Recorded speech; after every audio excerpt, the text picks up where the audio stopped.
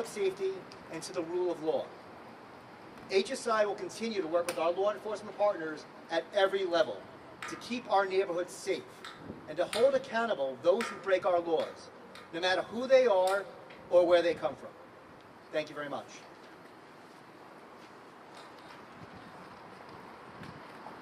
Marcus Espinoza with News Nation. Hi. This is a question for anybody who may feel free to answer it. You mentioned how quick they deliberated, 46 minutes. Is there some poetic justice? Of course, there's not closure, we've mentioned that, but is there some poetic justice in, this happened in 2023, we're in 2025. When you saw a decision so affirmative, so quick, does that give any sort of sense of that poetic justice here for Rachel? I think the quickness of the verdict speaks to the strength of the evidence in the case. This was an airtight case thanks to the Hartford County Sheriff's Office and their hard work. So I think the length of the deliberation is solely based on the strength of the evidence in the case. Were you surprised by how quickly they came? I would say no. I felt like we presented a strong case. I felt the evidence was strong, and I felt it was unquestionable that the defendant was the person who committed this crime. Ms. Healy, we saw evidence during this trial that it appeared the defendant had been watching videos on reports about this case. One of the screenshots we saw has you in it. How did you feel learning that he was watching as you were working to build this case? I mean, I think those searches were in the last days, in the early June timeframe, June 5th through like the 14th. So I think it was really as the police were closing in. Those were cached images. So what that means is if he was watching a video, any image that appeared would go into the cache. So I think I think ultimately at the end of the day, I feel like he was trying to stay one step ahead, but he failed. Without parole notice, is that mandatory or is it ultimately up to the judges? It's ultimately up to the judge. We have to file our notice of our intention to seek that, but at the end of the day, the sentence will be at the judge's discretion. Can you speak how important DNA evidence is in this case and how your federal partners played a part in uncovering it? So I think the DNA evidence was incredibly important. While the jury obviously didn't hear about the forensic genealogy pieces of this, because that was really just investigative leads that led them to the family members in this case. Obviously, the DNA goes on that side, as well as ultimately when we were able to get Mr. Martinez Hernandez's DNA go through the clothes in Temple Hills, and then ultimately his DNA swab. I think it makes it very difficult for a jury to find any other way when you have DNA evidence that is so confirmed on every part of her body, essentially, that was swabbed. How confident are you that the no parole will be granted? At the end of the day, that's the judge's decision. Obviously, we will make, we'll make our arguments. Frankly, we'll ask for minimum life without parole, most likely, because the sentences can run consecutively. So, as I said, it's life without parole on the murder, it's life on the rape, and then some additional years. So, ultimately, though, at the end of the day, it'll be up to Judge Curtin.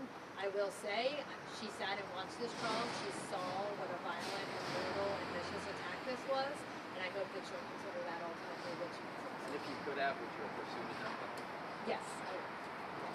During the second round of rebuttal, during the closing argument, you could really hear like your anger and your passion. Talk to us about the emotion that comes from this. I mean, we're presenting the facts, but there's got to be an emotional level for you as well. There is. Obviously, as you heard, I worked this case from the very beginning. I actually went to the crime scene the day this happened, so I've been in it from the very beginning. It was a horrific crime. And my sole goal here was to make sure that we got justice for Rachel. And so at the end of the day, I needed it to be clear that what the defense was arguing just, frankly, is preposterous. And so we wanted to make it clear to the jury that it is obvious, and showing a little emotion is okay sometimes in the courtroom, and usually rebuttal is the time to do that. And that's when you commonly will see me do that. But so that's why you saw it. Obviously, it's important to me. I have built a relationship with Patty and Rebecca and Michael and all these family members. We've had many, many conversations, many, many meetings leading up to this trial. So not just for our law enforcement or for me, it was most important for me to get justice for them and for the kids who, I have formed a relationship with, some of them as well. So the fact that they'll never get to see their mother again, it was very important to me for them to see justice served in this case, particularly for the ones who participated, so that they could feel like they had some control over just an opportunity here to maybe talk about, how to remember Rachel, who she was, because it can be caught up in the person who's now convicted for the crime. Sure. And that, of course, there was the victim. So what I've learned, obviously, is that she has several siblings, all of which think incredibly highly of her. She seems to have had good relationships with all of them, obviously with her mom, who we've seen and heard from a lot during this case. I know that her children were devastated by this loss. It seems that, I know that things like she was the best mom and things of that nature really came out. Obviously, exercising was important to her. She was incredibly physically fit, went to the gym that day and then to the trail.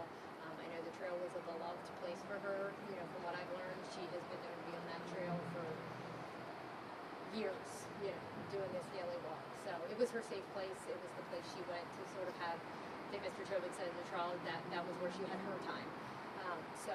Those are the things I've learned about her. I wish I knew more. I wish this isn't the way that I knew or remembered her. And I hope that her family continues to remember those other things and not just this case. Go ahead. Harper County is a historically safe community. It is. There's not a lot of crime here. Can you talk about, what this crime did to the community and now with this conviction will likely mean for everyone? So I think that's why this crime shook our community so much, is that we are historically a very safe crime. We are still a safe county. I want that to be clear. Harford County is a safe place to live and work and raise your family. However, at the end of the day, when these crimes get committed, we want criminals to understand you will be investigated, you will be found, you will be prosecuted, you will be convicted, and you will go to jail. That's what we want people to know from this. And I think the nature of this crime and that we don't generally have crimes like this is why it shook our community so deeply. Any concerns about appeals from the defense? I'm sure they will appeal on some issue. Generally they will in a case like this. I'm very confident in the rulings Judge Curtin made during this trial. I think she gave sound legal basis for all of the decisions she made. She's an incredibly smart and articulate judge, so she makes a good record. So I'm not concerned about appeal issues, and if that happens, we'll deal with it when the time comes. Yeah, and just give us some context. We know Harford County is a smaller county. I believe this trial was happening in one of the larger courtrooms that we have, and it was filled pretty much every single day. First day of jury selection, there wasn't room for the journalists there. So talk to me about, the size of this trial, the scope of this trial in comparison to maybe other trials and cases that you've covered or have been seen in this county. Yeah, so we've had plenty of, we'll call them big trials. We have plenty of cases where courtrooms, have people in them watching. Generally, it's family and friends and things of that nature. But I think the attention on this case, again, goes to how this community was shook. And so there were community members who really were not related to any party in this case who wanted to see, how this trial was going to play out. So I think, again, that just goes to how this crime impacted our community. Can you give me insight into why the two jurors were dismissed? I cannot. The judge sealed that, so I can't really provide any information on that. Okay, thank you all.